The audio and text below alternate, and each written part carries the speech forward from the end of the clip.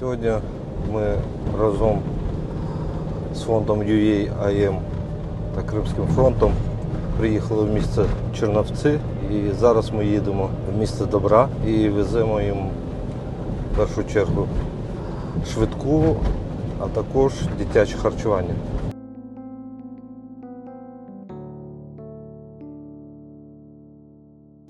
Апарат ШВО преміум класу, гігрометр. Можна потриматися, ми вже не будемо падати. Сьогодні ми привезли особливий подарунок від нашої команди, бо місто Добра відкриває друге паліативне відділення для дуже особливих діточок, яких місто Добра і засновниця Марта забирає з прифронтових зон і з дитячих будинків. І ці діти знаходяться тут, отримують повне забезпечення, їх люблять, їх відновлюють і в них вірять. Ми співпрацюємо з тими людьми, які нас надихають і будують з нами нову Україну.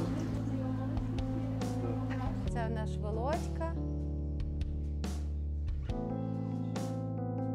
Сьогодні у нас велике свято.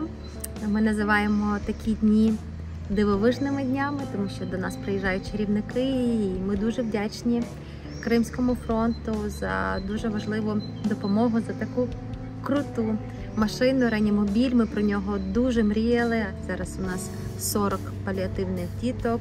Це діти, які мають невиліковні діагнози, які потребують цілодобового медичного супроводу.